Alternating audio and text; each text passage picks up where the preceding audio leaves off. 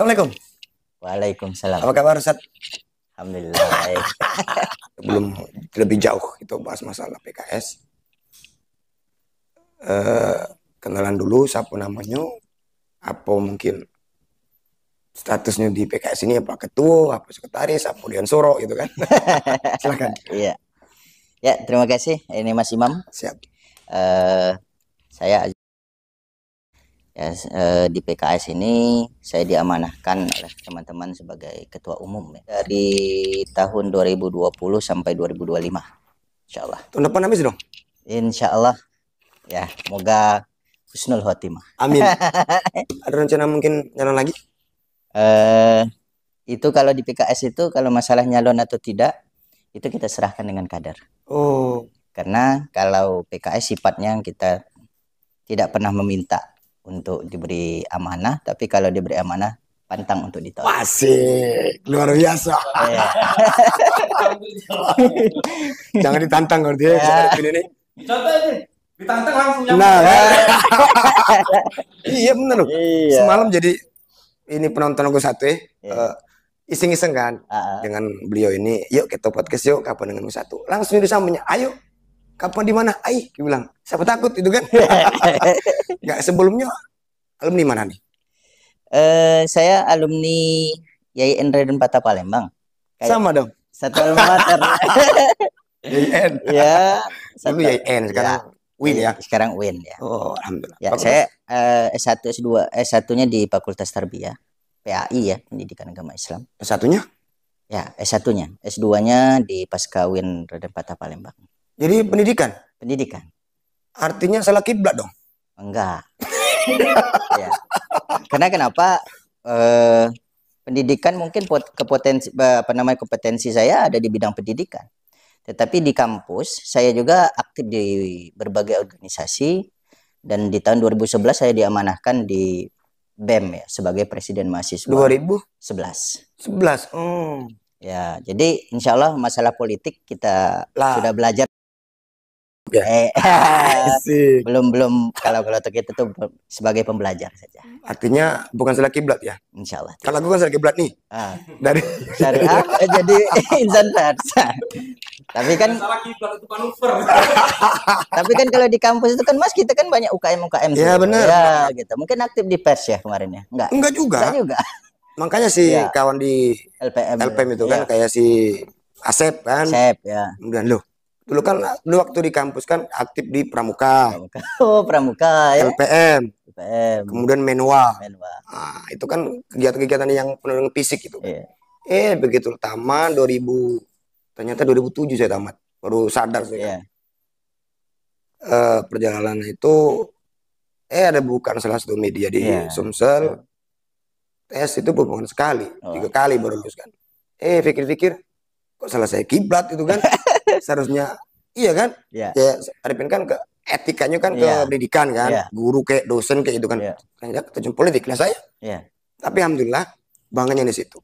Artinya seluruh alumni UIN partai politik, jurnalis gitu kan. Benar nggak kira-kira? Itulah uniknya alumni UIN. Memiliki berbagai potensi yang bisa akhirnya ya dimanapun bisa dikaryakan gitu kan. Tapi bukan tolong kipas panas ini cetekan ini dah. Iya. Oke. PKS. Partai Keadilan Sejahtera. Bagus kantornya ini. Alhamdulillah. Tapi agak ke dalam gitu loh. Ada bur alam. Ada bur alam. Benar. Sejak kapan nempati di sini? Kurang lebih 10 tahun lah sudah di sini. 10 tahun ya? Ya. Ini memang kantor kita bersama lah ya. Bersama kader-kader. Rumah bersama ya? Rumah bersama lah. Kita biasa kan kegiatan-kegiatan yang mungkin pembinaan, kegiatan rapat dan semuanya ada di sini. Insya Allah kantor ini standby dan aktif lah. 24 jam? 24 jam. Oh, jadi boleh kami main di sini ya? Oh boleh. Karena kita kan ada beberapa staf kesehatan kita yang tinggal di sini. Oh gitu. Ya itu. Hari-hari selain sibuk di partai apa? Ustadz ini. Iya, saya sehari-hari ya karena basic saya tadi adalah kompetensi saya adalah pendidikan, jadi saya ngajar. Dosen. Dosen Ya. bro. Jadi Maju. saya ngajar di STAI Batu Raja. Stay. Ya. Oh. Itu jadi bahasa kita tuh kalau STAI itu adalah bagaimana kita ngamalkan ilmu. Kalau seandainya di PKS itu bagaimana kita sebagai wadah perjuangan. Udah lama ngajar di situ? Sudah lama dari tahun 2014. Lama dong. Iya. Enggak rencana membuka kampus. Minta doanya guys. Amin. Kita kembali ke pilkada. Caleg ya? Iya. Kemarin sempat nyalek ya? Ya, alhamdulillah kemarin ikut serta dalam proses Demokrasi pileg ya, Pileg. pesta demokrasi 2024 kemarin ya. Di Dapil 2 ya. Gimana itu Dapil 2 nih? Dapil 2 ini daerah kelahiran saya itu di Lengkiti, Sosok, Kecamatan Semidang-Haji, Hulu Ugan, kemudian Pengandonan dan Muarajaya. Asli Lengkiti? Asli Lengkiti. Wow, Lengkiti. Ya. Batu Biru. Ya dulu di Desa Semangpat itu. Ya. Masih tidak kira-kira batunya sekarang? Kalau batunya masih mungkin ya. Tapi yang carinya yang enggak ada. Cari yuk. Lah lewat musim ini Bang. Jadi sekarang di Lengkiti lagi musim apa nih? Mungkin musim hujan ya. Oh, banjir di Iya, mana? banjir aja. Enggak, banjir ini biasanya PKS duluan loh. PKS tuh. Iya. Apa namanya PKS peduli ya? Iya. Kapan turun nih? Ya ini kita lagi monitor ya, monitor wilayah, kemudian menghimpun tim kita juga lagi menghimpun donasi-donasi ya dari kader-kader ya. Biasalah. Kita kan ke partai ini nggak bisa membuka donasi untuk kalangan umum ya. Yang kita tahu itu adalah donasi dari kader, donasi dari pengurus. Nah, itu kita kumpulkan baru kita salurkan. Oh, sudah mulai berarti? Itu sedang kita persiapkan. Ya, insya Allah. Iya, selama ini kan PKS terdepan gitu kan. Ya. Ada bencana. Duluan tuh PKS, misalnya sembako, apa gitu kan. Tapi memang kan banjirnya belum terlalu parah kali ya. Karena banjir lewat kali ya. Hitungan detik, hitungan jam, udah itu kering. Tapi sakitnya lama gitu. Sama kayak caleg gitu kan. Aduh. Udah berapa kali kemarin nyalek? 2 kali. Berapa? 2 kali. Gagal lagi dan gagal lagi? Iya. Belum beruntung ya, belum ditakdirkan. Kenapa itu bisa gagal tuh? Nggak kapok apa? Ya bagi kita kan sebagai seorang kader PKS itu Mas ya. Caleg itu kan apa bahasanya? Bukan untuk semata-mata kita ingin menjadi dewan. Tetapi sebenarnya kita mencalekkan diri itu adalah supaya bagaimana kalau kita jadi nanti kita bisa memberikan manfaat yang lebih besar. Gak serius dong berarti? Apa? Nyaleknya? Dibilang nggak serius, sudah banyak habis sudah. Ulangi. Banyak habis. Maksudnya gimana itu maksudnya itu? Ya kita sadari bahwasanya memang kos politik itu mahal. Ya itulah yang realita dan faktanya. Sehingga kadang-kadang kita lihat belum tentu caleg-caleg atau yang berkualitas, yang memiliki kapasitas, yang memiliki dalam artian kepedulian, yang berbaik bermasyarakat, itu dipilih. Belum tentu. Karena ada faktor X tadi. Yang itu itu juga yang, dan itu fakta, nggak bisa kita hindari gitu kan. Ya itulah mungkin ya kader-kader PKS kan kalau kita lihat, ya kita sudah berusaha optimal, kita ikuti prosesnya, tapi ya tadi ternyata takdirlah yang belum mengizinkan. Ngomong-ngomong, habis berapa nih? Adalah, tapi insyaallah ya. Puluhan, ratusan, atau MN? Insyaallah tidak apa namanya itu, tapi tidak. Aduh. Enggak, karena kawan juga ada yang nyalek itu kan di suatu daerah. Aduh gila, bahkan sampai hari ini masih down. Masih down ya. Iya. Karena itu tadi kosnya agak tinggi, aku bilang. Ternyata aku tanya, ngapa kamu tidak jadi? Aku diburu ke tim nih. Lah. Gitu loh. Kita mungkin ini ya, kalau saya sih bukan itu Mas. Kemarin kan suara saya dapat itu 1.300. 1.300? 1.300. Tapi mungkin komposisi dan inilah ya. Bahasanya memang kalau kita ingin bahasa kita itu mendapatkan kursi sendiri itu memang memiliki kos yang besar. Ini mah berapa dulu tuh? Waduh, untuk gitu. Saya enggak, ya mungkin bervariasi lah ya. Bervariasi. Karena kalau kita lihat, dan berapa kali saya sampai ngobrol sama teman-teman yang ikut juga dalam konstelasi, 2024 itu ternyata errornya itu sangat tinggi, rata-rata 50% gitu kan. Iya. Orang-orang itu rata-rata. Error di mana itu? Di penyelenggara atau di tim? Ya, mungkin bervariasi lah, di macam-macam lah. Ada yang mungkin di tim, mungkin ada juga yang di lain tempat, ada nggak tahu kita kan bagaimana jalur mereka kan. Yang pasti kita lihat memang kalau kita melihat 2024 ini pemilu yang sangat brutal kalau menurut kita. Pemilu. Ya kenapa? Ini kita lihat dalam semua tingkatan itu ya kita mungkin kita lihat lah ya realita fakta yang terjadi di lapangan itu. Ya mulai dari pilpres, ya, mulai dari pileg, ya semuanya miliki kos ya. Bahkan ada satu daerah bagaimana ya bahasa kita itu yang sering bansos itu ya jor-joran gitu kan. Benar. Nah, iya, kita lihat gitu, dan fakta itu nggak bisa kita pungkiri. Cuman mungkin kalau di dalam dan itu pun diakui kan di sidang MK kan, walaupun tidak membatalkan membatalkan ini kan. Jadi berimbas ya? Berimbas juga. Gitu. Kembali ke pileg. Kapok nggak kira-kira? Bagi kita gagal lagi dan gagal lagi. Kalau istilah kita ya, kalau kita di PKS ini nggak ada istilah kapok dan gagal. Karena bagi kita ini adalah perjuangan, jalan perjuangan tadi. Benar. Bagi kita ini adalah panggilan perjuangan yang memang kalau kita ingin terjun ke masyarakat itu dari jalur politik ya harus berani mengambil resiko. Benar. Ya maka kalau orang bertanya kok Azwar nih nggak kapok sih, kok biasa saja? Bagi saya semua yang saya sudah keluarkan saya ikhlaskan aja lah, saya infakkan semualah. Moga nanti Allah yang ganti dengan yang lebih baik. Gitu aja. Biar kita simple ya dalam berpikir ini kan. Ya namanya kos biaya itu pasti. Nggak bisa kita ungkiri. Maka saya bilang ya kalaupun memang apa-apa yang sudah saya berikan, apa yang ini ya kita ikhlaskan semua. Mungkin ada hikmah di balik itu kan. Ada hikmah di balik itu dan Allah insya Allah mengganti dengan amin. Terus tahun ini berapa kursi dapat?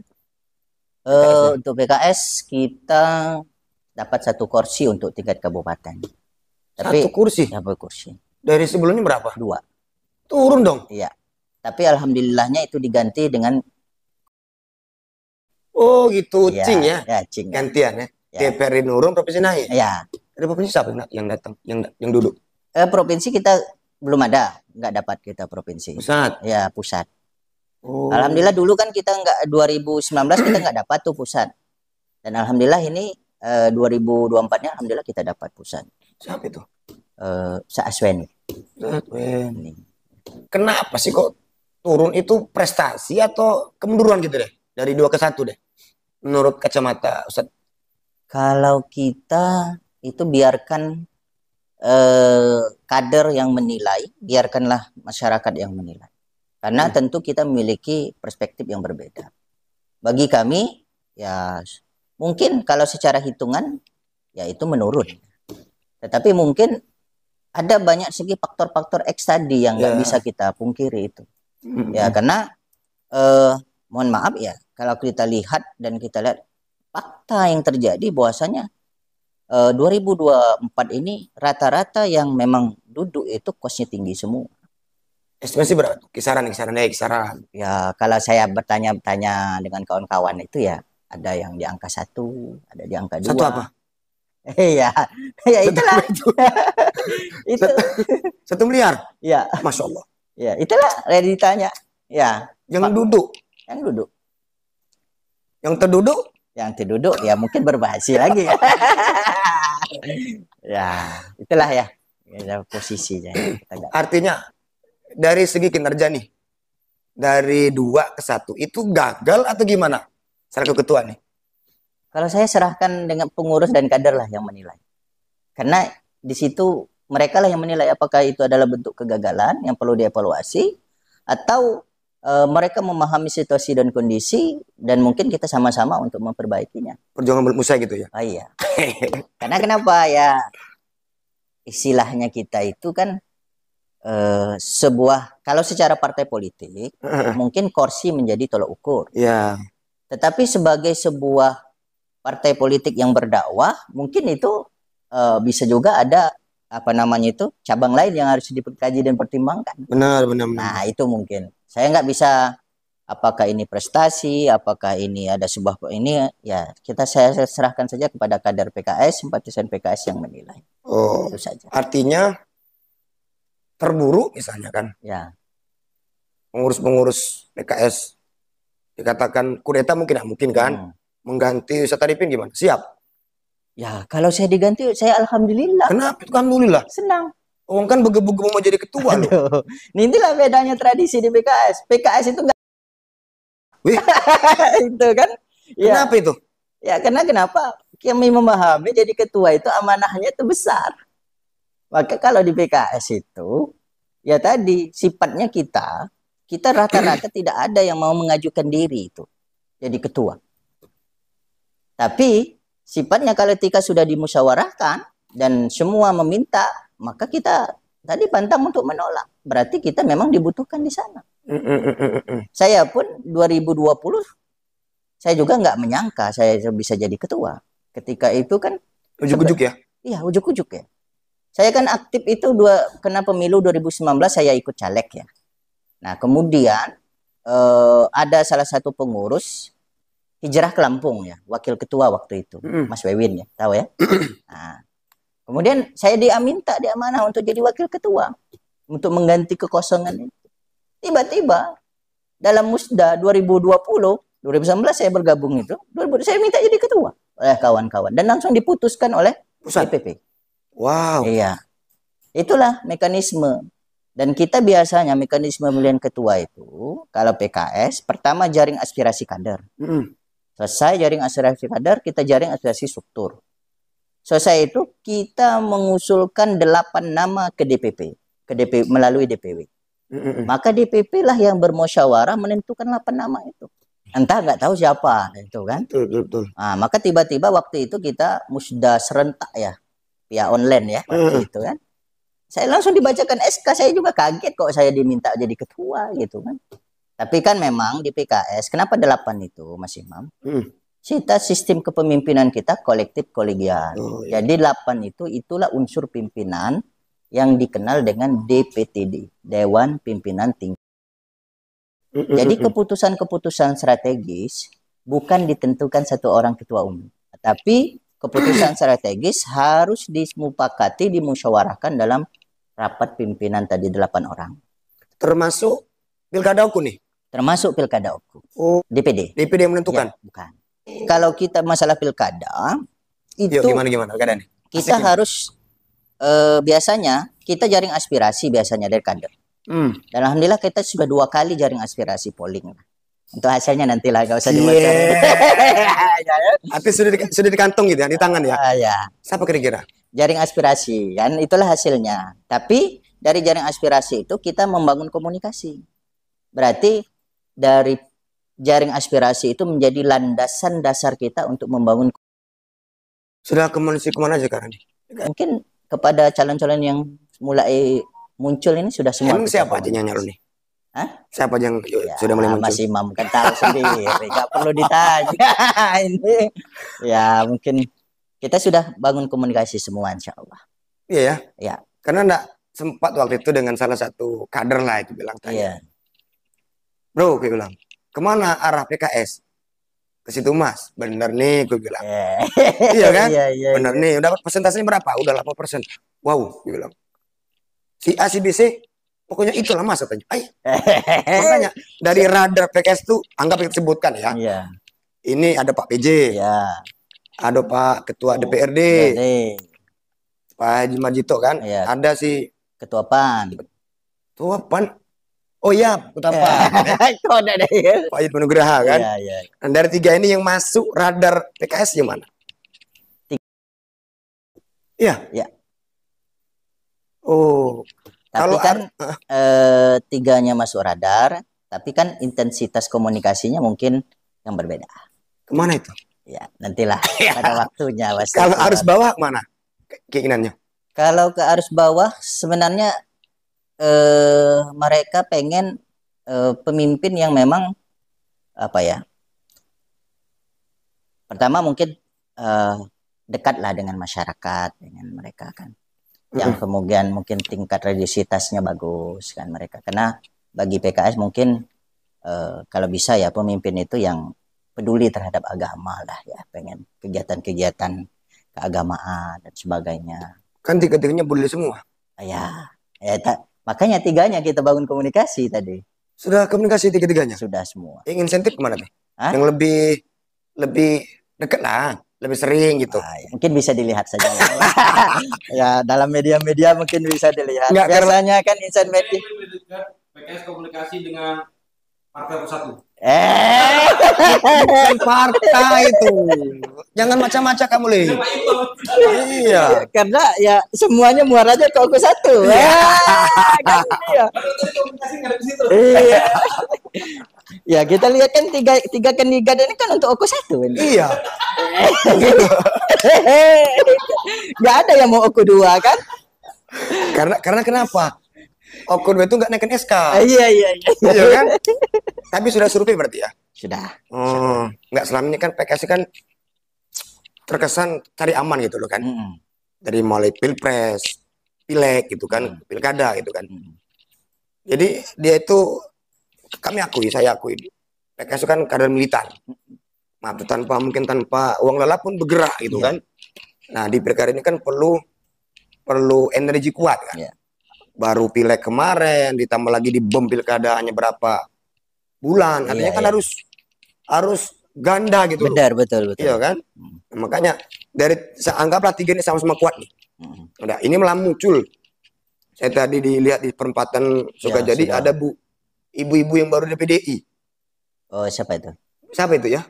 Ibu Tina. Oh, iya. Oku apa enggak tuh? Oku satu, oku dua tuh. Yang makanya oku gitu kan? Oh iya. Relasi satu dengan Tina. Oh gitu ya. Bu Tina ditunggu iklannya ya. Aduh. Oh gitu. Artinya sudah mengantongi salah satu calon lah ya. Kita sudah mengantongi aspirasi kader. Aspirasi ya. Ya.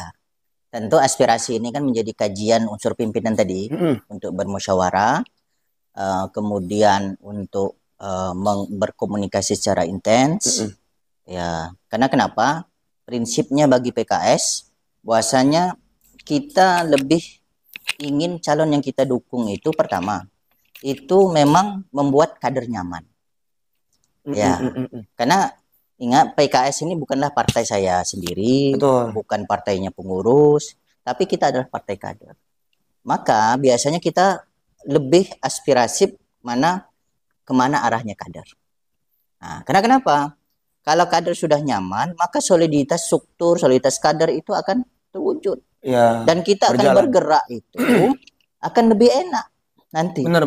Nah, optimalisasinya. Ya. Jangan sampai nanti aspirasi kader ini tidak kita dengar, kemudian kita pimpinan mengambil sikap sendiri semuanya, kemudian akhirnya ini menjadi sebuah bola liar yang akhirnya bukan mendatangkan suatu hasil soliditas kader, tapi malah memecah kader. Itu yang kita tidak inginkan. Maka kita hati-hati betul ini mengambil pertimbangan-pertimbangan, berkomunikasi. Nah, maka salah satunya kenapa kita, mungkin orang bertanya, kok PKS nggak buka pendaftaran sih? Nah, kapan itu? Iya benar itu, bertanya kapan itu? Ya, kita mungkin pendaftarannya tertutup. Tanpa kita seremonial, ya bagi yang bersedia bekerjasama dengan PKS, ya silakan bertandang silaturahim. Lobby ya? Ya, silaturahim ke kantor gitu kan. Silaturahim, komunikasi. Karena tentu ya kita pengennya mungkin ya pengen itu tadi, karena kita dari sebenarnya dari hati ke hati.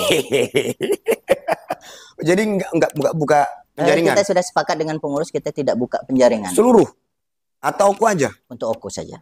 Nah. Tak buka penjaringan. Untuk Oku Timur juga kayaknya nggak buka itu, kawan. Oku Selatan juga sudah nggak buka. Jadi kita lebih komunikasi mana ya, ke personal aja. Karena aspirasi ya, aspirasi kader tadi. Misalnya nih, apa nggak mau kepengen nih calon dari PKS calon bupati gitu? Aku satu deh, biar enak Ya. kan? Jangan ikut dulu selama ini. Tentu kita keinginan itu ada, tapi kita kan bisa mengukur baju di badan. Oh gitu ya. Ya. Tapi kalau suatu saat mungkin kita terus akan berusaha lah bersama kader-kader ini, insya Allah tetap optimis ada suatu masanya nanti. Tapi kalau untuk saat ini kita tahu diri lah, kita tahu ukur. Nggak mungkin kita dengan satu kursi kemudian kita ngotot mau jadi Oku gitu. satu kan. Tahu diri ya. Tahu diri lah. Tahu diri PKS bro. Iya. Tapi yang pasti tadi, insya Allah walaupun kita satu kursi, tapi insya Allah kader-kader, struktur semuanya siap lah untuk bergerak. Kita akan optimalkan siapapun nanti yang akan kita dukung. Itu saja. Berapa jumlah kader PKS di Oku nih?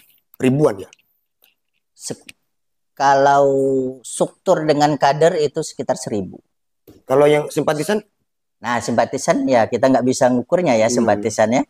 Karena yang tidak terkategorisasi itu kalau simpatisan kan.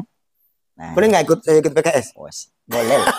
Dengan senang hati kami buka langsung cetak ini kategorisasi. Asik. Aku satu mau gabung jadi partai PKS. Kita nih sebagai junior nih nggak bisa nolak kalau senior minta ini. Misalnya nih, bisa Arifin diamanahkan di dalam sebagai calon wakil bupati. Bisa nggak kira-kira?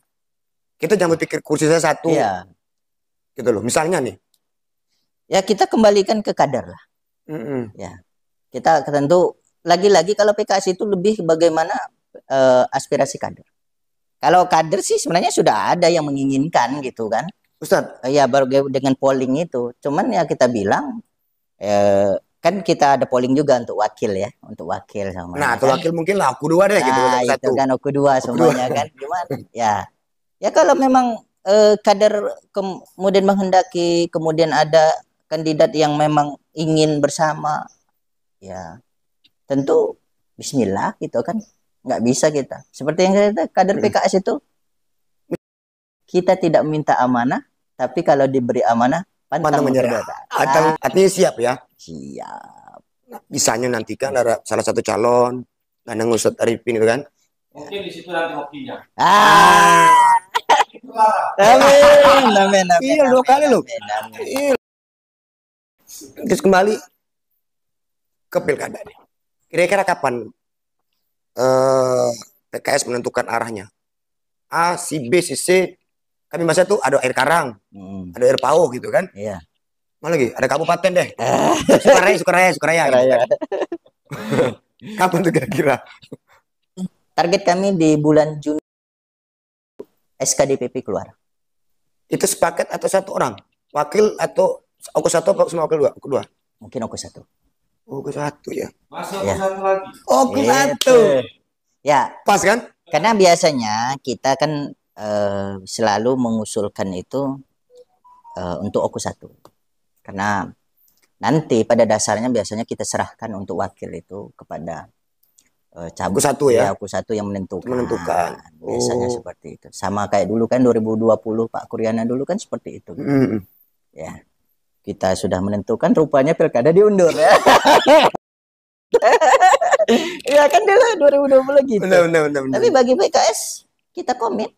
Ketika memang itu sudah menjadi sebuah keputusan bersama, walaupun pilkada undur, SK tetap berlaku. Tidak pernah berubah. Sampai akhir SK tidak berubah, dan ketika Pak Kuryana menyampaikan saya wakilnya ini, bagaimana pendapat PKS? Ya sudah, kita kejar ke DPP, kita rubah SK dengan wakil. Itulah yang terjadi dulu kan. Hanya diserahkan SK itu oleh DPP langsung di Palembang. Tapi waktu itu. Terus prediksi kira-kira berapa calon di Oku? Kalau saya melihat potensinya ya, dan analisis kami itu kemungkinan besar 3 maksimal. Dan bisa jadi 2 arahnya. Kota kosong ada nggak kira-kira? Rasanya 2024 nggak mungkin seperti ada kota kosong. Karena mungkin saya berharap juga tidak terjadi seperti itu. Kenapa itu? Biar apa namanya itu Berikan kesempatan ya demokrasi itu berjalan. Jadi masyarakat diberikan pilihan. Bahasanya menentukan arahnya sendiri kan. Itu saja. Artinya paling banyak 3 calon. Ya. Paling sedikit 2 ya. Ya 2 calon. Oh, gitu. Karena saya lihat analisis itu potensi 2 itu ada. Arahnya ya. Arahnya itu. Tapi ya Allah alam ya, karena politik itu sangat dinamis ya. Berkembang terus per detik bukan per menit kadang-kadang. Iya, bukan per menit, per detik berubah ya. Yang tadinya mau pasangan sama si A, enggak taunya berubah. Ya gitu kan. Ya, kita enggak tahu kan bacanya kan sampai nanti. Tapi PKS enggak berubah ya? Begitu ditantangkan tinta biru, cat basah, atau masih bisa berubah juga? Dalam sejarah enggak ada. Enggak ada ya? Enggak pernah. Oh, nggak pernah kita berubah ketika kita sudah memutuskan. Dan bisa Mas Imam cek di berbagai wilayah ataupun di Kabupaten Oku, kita sudah memutuskan, kita nggak pernah berubah. Hatta pun nanti mungkin adalah sirik rayuan, gangguan, ya bagi kita baik kita lewat aja lah. Karena bagi kita etika politik, komitmen politik itu yang penting harus kita ajarkan. Bukan semata-mata mohon maaf ya dalam tanda kutip untuk satu hal yang sesaat. Karena namanya partai politik juga kita memiliki kewajiban untuk melakukan pendidikan politik pada masyarakat. Kita harus mengajarkan komitmen, kita harus mengajarkan pendidikan politik dan sebagainya. Kira-kira yang diinginkan masyarakat ini calon seperti apa sih nantinya? Kalau untuk masyarakat Oku tentunya kita ini banyak ya masyarakat Oku, nggak bisa kita dari PKS deh mengatasnamakan ya kecilnya gitu. Kalau PKS tentu kita pengen berdasarkan beberapa hasil kita jaring aspirasi ya dari kader, tentu mereka pengen pembangunan Oku ini ke depan akan semakin maju. Karena kenapa? Kita ini adalah kabupaten yang sudah cukup tua ya. Tapi tentu kita melihat dalam proses kemajuan arah pembangunan kita pun kan masih perlu kita koreksi gitu kan, ataupun kita tingkatkan lagi. Nah itu mungkin yang pertama. Yang kedua, kita berharap bahwasanya siapapun menjadi kepala daerah ke depan bisa mengoptimalisasi potensi Oku ini. Selama ini? Sebenarnya tapi selama ini belum optimal. Ya, perlu ada bagian-bagian yang perlu kita optimalisasi. Oh gitu. Ya, sekarang kita mungkin dalam sekarang kita tanya, Oku ini apa sekarang? Apa nama? Tagline kita Oku ini apa? Kota apa kita ini? Kota Batu. Kota Batu. Ya, masih belum tahu nggak kayak kita ini kota tahu. Apa ya? Ya masih mau aja nggak tahu. Apa Lip? Nah tentu ini kan jadi bahan batu kali. Ini kan sekarang apakah kita sudah optimalisasi batu? Ada tuh di pasar atas. Dicubuhkan batu itu kan. Zaman Pak Molen ya, PJ waktu itu. Iya kan. Jadi ada satu PR, banyak PR masih yang harus kita pikirkan, gali ya potensi-potensi Oku ini kan. Mohon maaf ya. Ada satu mereka mengatakan ada ini kota agrobisnis, kota lintas, kota pertanian. Kita sekarang tanya kita mau kota apa sih? Nggak jelas seperti Oku. Jadi tentu ini menjadi PR juga bagi kita dan kita pun berharap kita sama-sama lah untuk ini. Sehingga kenapa itu penting ya ciri khas sebuah daerah. Iya. Identitas ya. Dan mungkin ini kawan-kawan media ini yang harus juga lebih banyak berpikir. Iya. Oh, ini belum ada ciri khasnya apa gitu ya? Apa kira-kira? Kota unggulan apa ya? Unggulan. Ya mungkin apa yang diunggulkan masyarakat itu kan? Jadi belum ada. Lebih identik Kota Batu. Iya. Batu biru langit dari. Iya dari Legite. Iya dari Legite. Tapi sekarang kan tidak ada pengembangan itu. Nah itu. Karena batu itu dulu kan itu musiman bahasanya. Ya. Sekarang kan tidak ada tindak lanjut ya maksud kita itu kan. Tanggung ya. Iya. Batu selesai habis. ini habis gitu kan. Habis. Tidak hanya top 1, tapi bagus prestasi aku banyak loh. Iya. WTP 9 kali. Betul. Sebenarnya ini 9 kali berturut-turut kan. Adipura. Saya sebenarnya ada sempat terpikir ini Mas Imam. Gimana? Karena Oku ini adalah wilayah apa bahasanya di tengah lah ya. Lintas ya. Transit gitu ya. Transit lah ya. Dan kalau saya pelajari karena saya adalah sebagai seorang pendidik. Ya. Banyak sekali anak-anak dari kabupaten-kabupaten tetangga kita itu semuanya bersekolah di sini.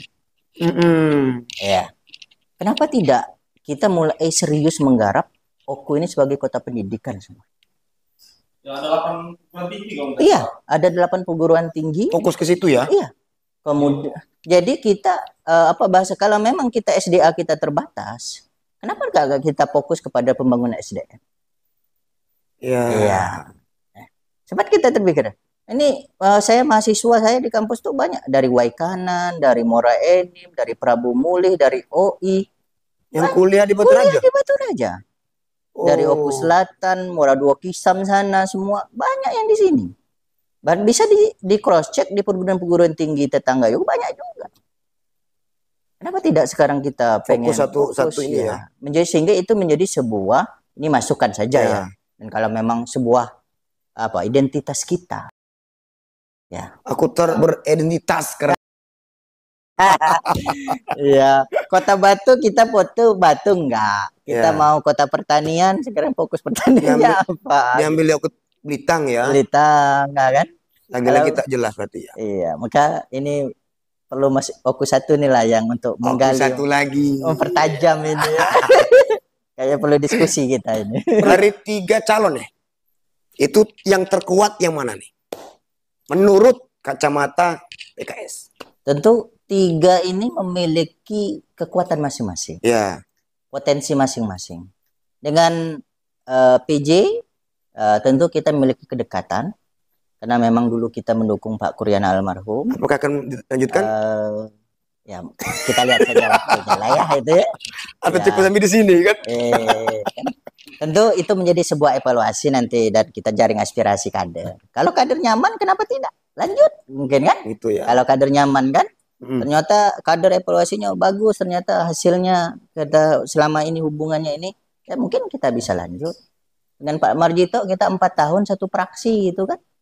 Dan kita juga dulu secara nasional sudah bekerja sama. Jadi dan saya secara pribadi dekat juga dengan Pak Marjito gitu kan. Ya, kita paham lah gitu kan. Dengan Yudi saya mungkin sama-sama anak muda lah ya. Anak-anak muda dan kita sekarang satu praksi kan dengan PAN kan. Ya, tentu dewan-dewan kita juga banyak berinteraksi dengan mereka kan. Jadi saya pikir 3 ini adalah putra terbaik Oku. Tentu mereka memiliki kelebihan mereka masing-masing. Tentu ya masalah arah kita nanti ya nanti biar. Ya. Terus terakhir nih, kira-kira PKS pakai mahar nggak? Mahar itu apa ya? Nggak tahu. Iya. Mahar itu cincin. Oh cincin. Mas kawin gitu kan? Oh. Atau gimana itu? Kita nggak ini ya. Kita semua kalau biasanya kita ongkos politik lah ya. Kalau ongkos politik, kurasa itu lumrah. Ya. Nggak bohong lah. Kalau kita kemudian terus biaya operasional kita selama proses pemenangan dari mana? Nah, tapi tentu itu bukan menjadi sebuah kunci utama. Kita pengen banyak kita biasanya ada namanya komitmen nanti kita dengan kandidat ya. Komitmen biasanya komitmen pembangunan ya dengan berbagai macam isi ya. Dan tentunya itu nggak perlu saya buka itu, tapi insya Allah itu untuk kebaikan Oku. Artinya dukungan tanpa mahar. Ya kalau masalah mahar tadi ya kira-kira kalau kita mau ngurusi surat ini ke DPW DPP kira gimana? Gimana gitu kan? Kemudian kalau nanti kita mau cetak spanduk pakai apa gitu kan? Artinya untuk personal lah ya. Bukan untuk person ataupun enggak ya. Enggak. Bagi PKS tidak ada yang apapun itu tidak ada yang pernah masuk dalam persen. Karena bagi kita ini adalah PKS ini adalah partai kita bersama maka itu semua milik kita bersama. Maka kita biasanya kita optimalisasi, walaupun ada nanti apa yang diberikan itu adalah tidak lain untuk proses pemenangan itu, kemudian tidak lain untuk penguatan dari struktur ini dan partai. Oke, siap. Terima kasih Ustadz waktunya.